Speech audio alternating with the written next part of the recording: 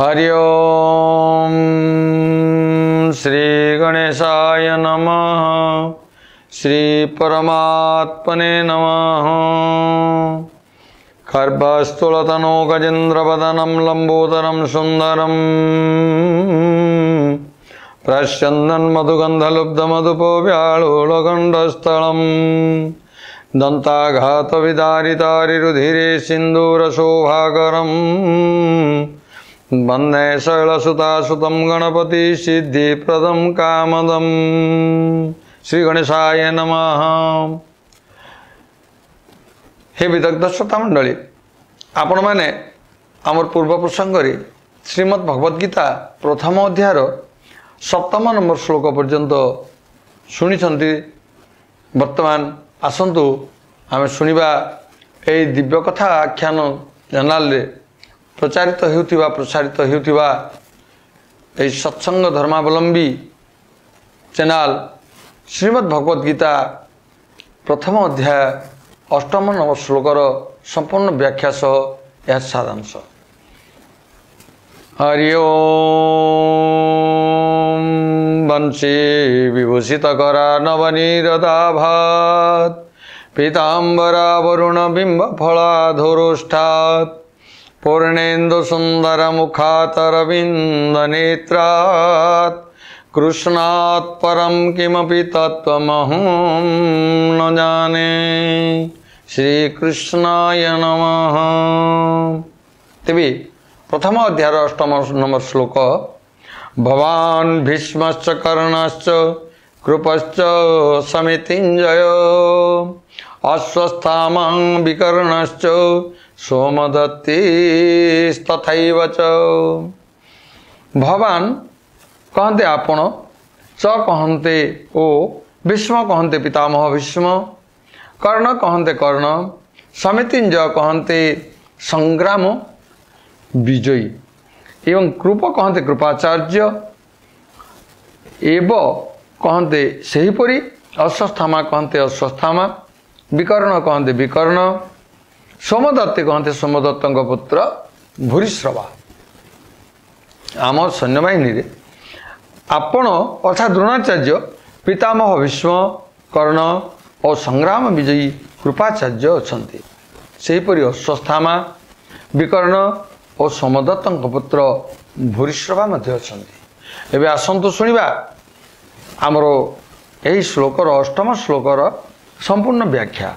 भवान भीष्मश्च, आपण और पितामह भीष्म दुहे विशिष्ट पुरुष।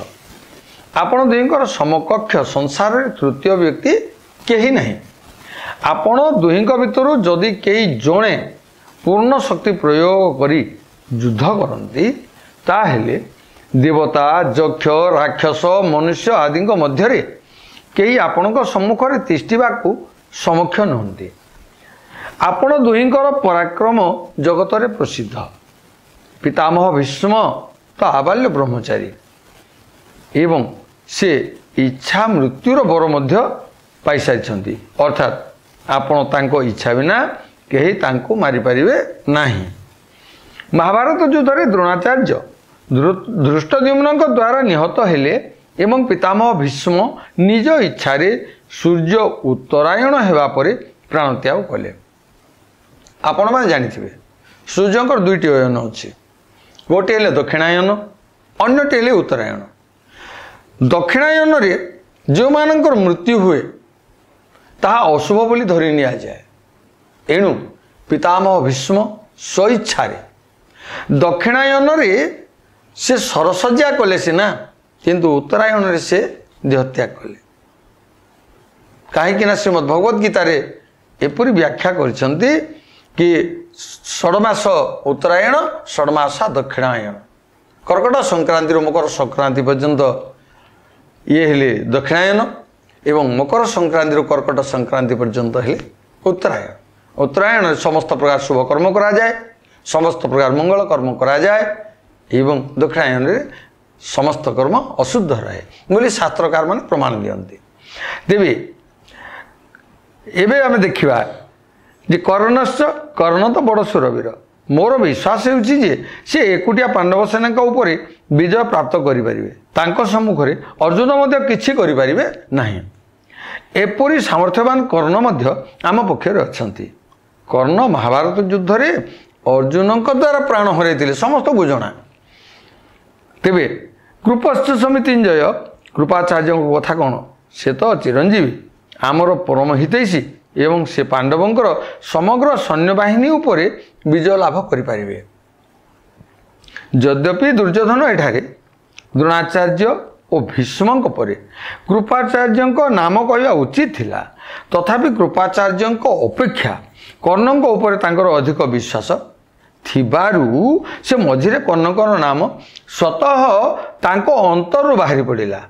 द्रोणाचार्य और भीष्म याको काले कृपाचार्य अपमान हेबो बोली बुझी नेबे, सेथिपाई दुर्योधन कृपाचार्य संग्राम विजयी विशेषण व्यवहार करी संग्राम विजयी विशेषण व्यवहार करी तांको प्रसन्न करने को चाहते। अश्वत्थामा आपणकर पुत्र अश्वत्थामा मध्य चिरंजीवी एवं से बड़ सुरवीर। आपण को मुझे कही रखे क्यों माने चिरंजीवी ना अश्वत्थामा बलिव्यास हनुमानश्च विभीषण कृप परशुरामश्च सप्तति चिरंजीवी ये 7 जन चिरंजीवी अछंती। तांको भितर अश्वत्थामा प्रथम। तेणु एठारे प्रमाण करा जायछि जे अश्वत्थामा चिरंजीवी एवं से बड़ सुरवीर। से आपणकर ठारू ही अस्त्र शिक्षा शस्त्र शिक्षा समस्त प्रकार शिक्षा से करछंती। तेणु अस्त्र शस्त्र कलारे से बड़ चतुर। विकर्णश्च सौमदत्तिस्तथैव च आपण तो भावकु नाही भावंतु नहीं जे केवल पांडव ही धर्मात्मा आम पक्षरे मध्य मो भाई विकर्ण बड़ धर्मात्मा और सुरवीर सेहीपरि आमर पितामह शांतानु भाई बाल्लिकंकर पौत्र तथा सोमदत्तଙ୍କ पुत्र भूरिश्रवा मध्य बड़ धर्मात्मा। से विपुल दक्षिणा सहित अनेक यज्ञ करछंती। से बड़ बड़ सुर और महावीर मध्य से एते बड़ सुरवीर और महावीर जहाँकि व्याख्या करहब नाही। युद्धरे विकर्ण भीमंक द्वारा और भूरिश्रवा सात्यक्यंक द्वारा निहत होते।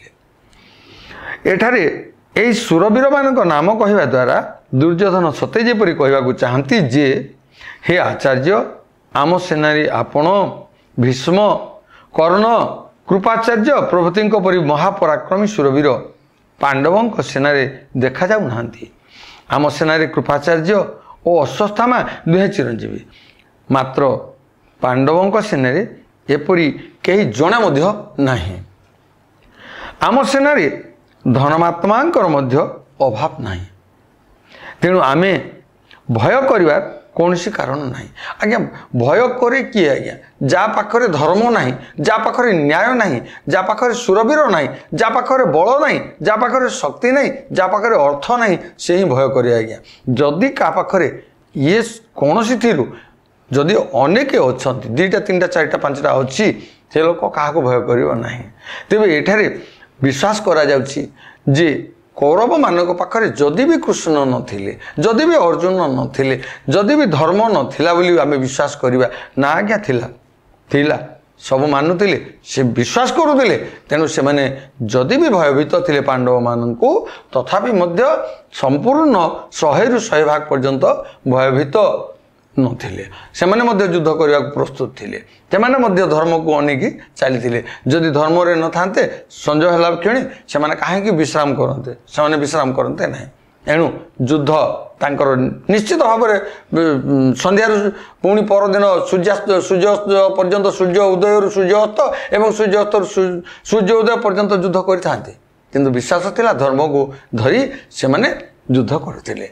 तेबे ठीक अच्छी आपणकर प्रथम अध्यायर 8 नंबर श्लोकर संपूर्ण व्याख्या एपरी थिबा स्थले आपण मानक आमे सूचय रखू।